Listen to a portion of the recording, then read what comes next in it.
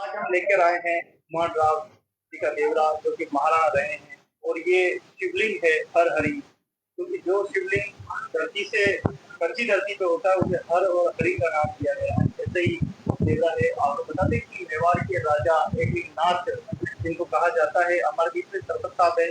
और सरपंच साहब हमको बताने वाले हैं इस मंदिर से जुड़ी, और अपना दर्द भी बताएंगे कि कितना दर्द होता है कि इस नगरी में ये मंदिर इस जर्जर अवस्था में, और अवस्था के बारे में भी आप स्वयं बताएंगे। तो अगर आपका नाम। मैं अशोक कुमार मौर्य कैलाशपुर सरपंच रहा हूँ। और ये जो आप देख रहे हैं आप अंदर चलिए, अंदर आइए। शिवलिंग जो देख रहे हैं और ये इसकी जलाधारी, आपको बहुत कम ही इतने बड़े शिवलिंग के दर्शन कहीं हो पाएंगे कि इतना बड़ी जलाधारी, और जिसकी हालत जो हम देख रहे हैं, किस तरह से हम आस्था की लड़ाई लड़ रहे हैं, धर्म की लड़ाई लड़ रहे हैं। ये एक चीज और आज देखने को, आज हम बरसों से इसको झेलते आ रहे हैं, किसी ने इसकी सुध नहीं ली। खंडित शिवलिंग की जलाधारी और इतना ऐतिहासिक विरासत जो हम देख रहे हैं, और यह स्थान एक ऐसे भूमि पर है जहां मेवाड़ के राजा स्वयं एकलिंगनाथ विराजमान हैं।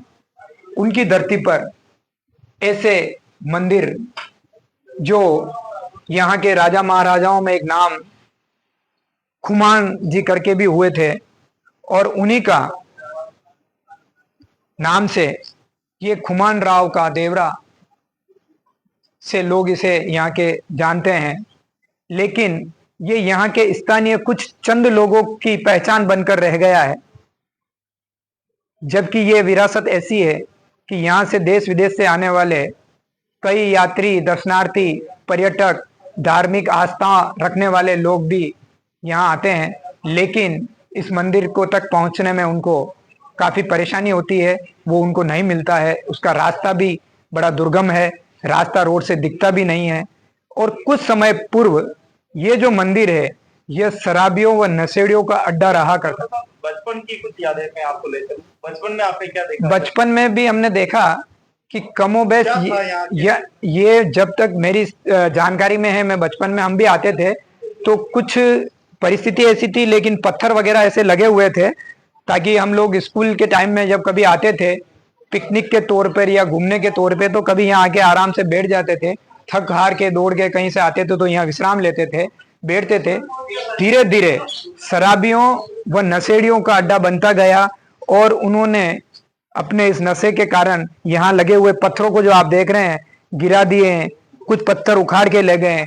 कुछ लोग गड़े हुए धन की प्राप्ति करने के उद्देश्य से इस मंदिर को जगह जगह से खोद डाला कि कहीं न कहीं हमें अंदर जमीन में गड़ा हुआ कोई धन भी मिल सकता है। ऐसे लोगों ने सोच रखते हुए, आप देख रहे हैं मंदिर के अलग अलग पार्ट में ये खुदे हुए हैं। ये उसी का कारण है, अंदर वाला जो पार्ट पूरा खुदा हुआ दिख रहा है, लोगों ने गड़े हुए धन की चाहत के कारण इस मंदिर को भी खोद दिया है। इसमें शराबी और नशेड़ियों की भी भूमिका अहम रही है कि वो शराब और नशे के बाद में इस मंदिर में शराब की बोतलें आदि काफी कुछ डाल के चले जाते हैं। मदिरा पान यहाँ बैठ के करते थे। यह पीड़ा, जब मैंने ये दृश्य देखा तो एकलिंग जी ट्रस्ट के जो जिम्मेदार लोग हैं उनसे मैंने ये बात कही कि इस मंदिर की जीर्णोद्धार हम कुछ भामाशाह या समाज सेवी मिलकर करें, अगर आपकी आज्ञा हो तो। क्योंकि हम इसलिए आपसे परमिशन मांग रहे हैं क्योंकि इस मंदिर पे कुछ नंबर अंकित किए गए हैं, वो ये दर्शाते हैं कि ये कानूनी बात करेंगे। पंचायत को कितना अधिकार होता है? क्योंकि पंचायत जो सरपंच कहते हैं कि सर्वे सर्वा होता है। बिल्कुल बिल्कुल, ये आप सही कह रहे हैं। ये सिर्फ बातें कुछ कहने के लिए रह गई है, या कहीं संविधान में ये लिख दिया होगा कि सरपंच को सारे अधिकार होते हैं। अभी हम जिस मंदिर पे खड़े हैं, अब यहाँ हम पहुंचे हैं कुछ बुद्धिजीवियों के साथ में। यहाँ का जो दृश्य देख रहे हैं उससे ये पता लग रहा है कि यहाँ पे 4 विभाग या 4 संस्थाएं कह सकते हैं, 4 ठेकेदार भी कह सकते हैं, जिन्होंने किया कुछ नहीं है, लेकिन ठेका होने का, अपने ठेकेदारी का एक पट इन्होंने जरूर लगा दिया है, जो बाहर हमको देखने को मिलेगा। जिसमें एकलिंग जी ट्रस्ट ने अपने नंबर लगा रखे हैं, देवस्थान विभाग ने अपना दावा इस पे कर रखा है, और आर्कियोलॉजी ऑफ इंडिया ने अपना दावा कर रखा है। इसी पीड़ा को देखते हुए आज चौथे रूप में इसका संभाल करने व इसकी देखरेख की उद्देश्य की भावना लेकर कुछ लोग हमारे बीच में आज यहाँ आए हैं, जो ये खड़े हैं और इसी पे चर्चा कर रहे हैं कि हम इस मंदिर को कैसे अपने मूल रूप में वापस लेके आए, इसका पुराना स्वरूप कैसे लौटा सकते हैं। यही भावना लेकर ये लोग भी आए हैं और ये सारे वही लोग हैं,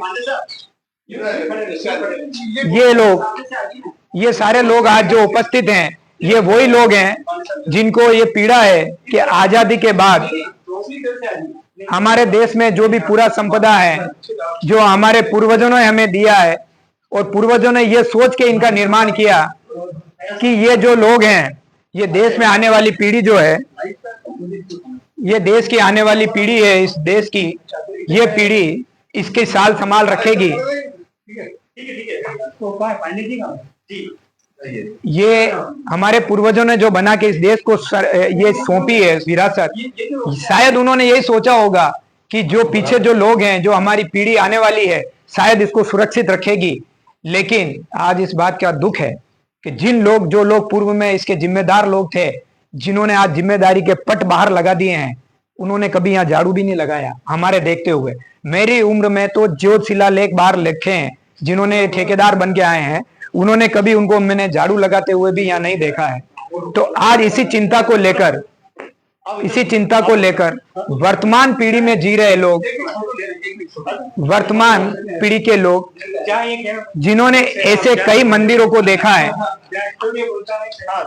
जिन्होंने ऐसी कई विरासतों का दुर्गति होते हुए देखा है, और उसी दुर्गति पर चिंतन करने वाले लोग जो आज हमारे बीच में ये खड़े हुए दिख रहे हैं, ये शायद ऐसे मंदिर को खोज कर रहे हैं कि ऐसी विरासतें जो पुरानी बनी हुई है और कहाँ दुर्दशा हो रही है, उनके लिए कौन लोग जिम्मेदार हैं, क्या उन लोगों से हम मिलकर यह अपेक्षा करें कि वो इन मंदिरों को पुनः अपने मूल स्वरूप को लौटाएंगे बस, हाँ, या नहीं लौटाएंगे, या कुछ करने में वो लोग सक्षम है या नहीं है। इसी को लेकर आज इन बुद्धिजीवी यहाँ लोग आए हैं, इनके साथ ये चिंतन किया जा रहा है। निश्चित रूप से मैं आशा और अपेक्षा करता हूं कि हम लोग, जो लोग भी जिनको हम मानते हैं कि ये जिम्मेदार है, उनसे संपर्क करेंगे और इस मंदिर को पुनः अपने मूल रूप में लौटाने का प्रयास करेंगे। एक सवाल ये था, कुंवर साहब कहते हैं कि मेवाड़ का राजवंश सबसे बड़ा राजवंश जो और विश्व का सबसे बड़ा राजवंश, गुणगान करते हैं, बड़े बड़े मंचों से करते हैं, इंग्लिश में, हिंदी में, न जाने कितनी भाषा में अनुवाद करते हैं। वहीं हम देखें कि जिनको वो बताते हैं कि एकलिंगनाथ स्वयं मेवाड़ के राजा हैं। बिल्कुल, सोशल मीडिया पे हमने भी उनका देखा है कि वो महाराणा एकलिंगनाथ के मतलब दीवान बताते हैं और वो ये कहते हैं। लेकिन या तो मैं ये समझूं कि ये सारी चीजें जो हैं, ऐसी ऐतिहासिक चीजें, उनकी नजर में नहीं है, या उनकी जानकारी में नहीं है, या फिर उनकी जानकारी में है और वो इस विरासत को संभाल नहीं पा रहे हैं, या इसकी देख रेख नहीं कर रहे हैं, या उनके अधीनस्थ लोग हैं वो उन्होंने उनसे दूर रख रखा है। जो विरासत जो हम देख रहे हैं, काफी विरासत की चीजें ऐसी है इस गांव में, इस एकलिंगनाथ की नगरी में, जहाँ राजा खुद एकलिंगनाथ हैं, बैठे हुए हैं। लेकिन हम देखेंगे तो हर व्यक्ति का मन बड़ा पीड़ित होगा। जिस जिस जगह पे हम जाएंगे वहां ऐसी ऐसी ऐतिहासिक चीजें हैं जिसकी आज दुर्दशा हो रही है। हम देख सकते हैं, अगर आपका कैमरा वहां तक पहुंचे, सामने चित्ती कोट है, उस पहाड़ी पर माता अर्बुदा का मंदिर है। आज वो चित्ती कोट वो भी पूरी बिखर चुकी है। और ये इस तरफ कौन सा मंदिर है? ये भी खेमच माता का मंदिर है। ये सारे देवियों के मंदिर है। ये मंदिर भी हाल ही कुछ समय पूर्व महाराजा द्वारा ही, मेवाड़ के जो राजवंश के लोग हैं, इनके द्वारा इसका जीर्णोद्धार हाल ही में कराया गया, कुछ समय पूर्व ही। अरविंद सिंह जी का लंबा जीवन कार्यकाल रहा, आज उनका स्वास्थ्य ठीक नहीं है, सारी जिम्मेदारी लक्ष्य सिंह जी मेवाड़ को दी गई है। क्या वो अपने दायित्व से क्या निभा रहे हैं कि अपने घर को होटल बना दिए? मैं कहना नहीं चाहूंगा, सत्य सत्य होता है। राजा उस समय महाराणा उदय सिंह जी ने रहने के लिए बनाया था। बिल्कुल, मैं इसलिए इस पे ज्यादा तो नहीं कह पाऊंगा, क्योंकि वो हम लोकतंत्र में राजा एक सम्मान के रूप में हम उनको कहते हैं, लेकिन लोकतंत्र में अब राजा तो कोई रहा नहीं, और पहले भी वो राजा तो थे नहीं, दीवान के रूप में काम कर रहे थे। हाल ही में मेरा लेटेस्ट कुछ दिन पूर्व ही उनसे मिलना हुआ और उनके निवास पे जाके मिला मैं किसी बात को लेकर। उन्होंने ऐसी अपेक्षाएं उनमें लगी कि शायद उनको यहाँ की वास्तविक स्थिति बताई जाए तो शायद वो कुछ कर सकते हैं, ऐसा मुझे लगा। लेकिन अब तक उनको ये चीजें क्यों नहीं बताई गई ये मुझे नहीं पता, और इसलिए उन तक हम लोग नहीं पहुंच पाते हैं कि आम लोगों को मिलने का, यहाँ के स्थानीय लोगों को मिलने का ऐसा कोई निर्धारित समय दिन नहीं किया कि हम लोग मिलें। पहले के महाराणा जब आते थे, जब मैं छोटा था, जैसे भगवत सिंह जी भी आते थे तो हमें कतार में खड़े रहते थे। जब वो वहां से निकलते थे तो हम उन्हें प्रणाम करते थे, और जब हमारे मन की कोई बात होती थी तो चलते चलते जब दर्शन के लिए जाते तो हम बोल भी देते थे। लेकिन अब वो अवसर हमारे पास रहा नहीं है, उन तक पहुंचना भी बहुत मुश्किल हो गया है। तो मन की बात कहें तो किसे कहें और कौन सुने और किसके द्वारा पहुंचाएं, ये एक अगर वो थोड़ा सुलभ कर देंगे तो निश्चित रूप से जो भी हम जिन विरासतों की बात कर रहे हैं उसका संरक्षण अगर वो करें तो उन तक उनकी हमारी पीड़ा को पहुंचाएं। बस ये थोड़ा सुगम हो जाए कि हमारी पीड़ा उन तक कैसे पहुंचे। क्या कहना चाहेंगे अगर ये वीडियो अगर लक्ष्यराज जी स्वयं देख रहे हैं तो?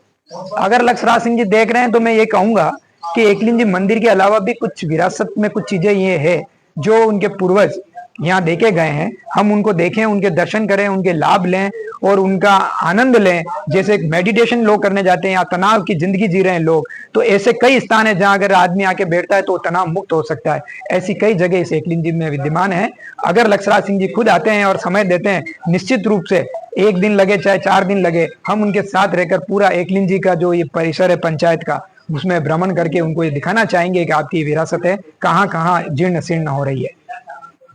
आप भारत सरकार को क्या कहना चाहेंगे कि पंचायतों को क्या ताकत दी जाए, क्योंकि जब ऐसे मामले आपके सामने आते हैं? भारत सरकार को तो यही कहना चाहूंगा कि आर्कियोलॉजी ऑफ इंडिया जो है वो क्या है, पुरातत्व विभाग बोर्ड लगाने में तो माहिर है, लेकिन ये सुनने में आया है कि किसान को कुछ करने की तो अनुमति देते नहीं है। लेकिन अगर कोई होटल बनाना चाहता है, रिसोर्ट बनाना चाहते हैं तो अपनी पहुंच से, किसान की पहुंच दिल्ली तक नहीं हो पा रही है सुगमता से, लेकिन होटल रिसोर्ट बनाने वाले के पास इतने सोर्स होते हैं कि वो वहां तक पहुंच जाते हैं। और मंदिर जो हमारा शास्त्र बहु मंदिर भी आर्कियोलॉजी ऑफ इंडिया में है, आसपास में आप देखेंगे कि कितनी होटलें और रिसोर्ट बन गए हैं। तो इसलिए मैं भारत सरकार से भी यही कहूंगा कि जितने पुरातत्व विभाग के मंदिर है उनको सुरक्षित कर लीजिए, नहीं तो ये भूमाफिया उसको खा जाएंगे। पंचायतों को क्या ताकत दी जाए? पंचायतों को सीधा पावर दिया जाए कि वो ऐसे लोगों को, एक तो एफआईआर करने का उनको पावर दिया जाए कि ऐसे लोगों को, उनको कोई रोके टोके नहीं, उनको ये अधिकार दे उनके खिलाफ एफआईआर हो। एफआईआर के अलावा उनके पास जब वो जाब्ता मांगे तो उनको एक पुलिस प्रशासन का जाब्ता मिले, ताकि वो ऐसा कोई कर रहा है उसको हम हटा सकें कब्जे को। ये सारी चीजें उनको मिलनी चाहिए। और जांच के नाम पर सरपंचों को प्रताड़ित और परेशान बार बार बुलाकर नहीं किया जाए। इसी डर से सरपंच भी आगे आने से डरते हैं कि उनको बार बार जांच के नाम पर बुलाकर भी प्रताड़ित करते हैं कि ये बताइए वो बताइए। सरपंच जितना जानता है, वर्तमान में जीता है, जब वो पोस्ट पे होता है जो देखता है वो करता है। अब उसको 50 साल पहले का कुछ पूछोगे तो वो बताने में सक्षम नहीं होगा। बहुत बहुत धन्यवाद।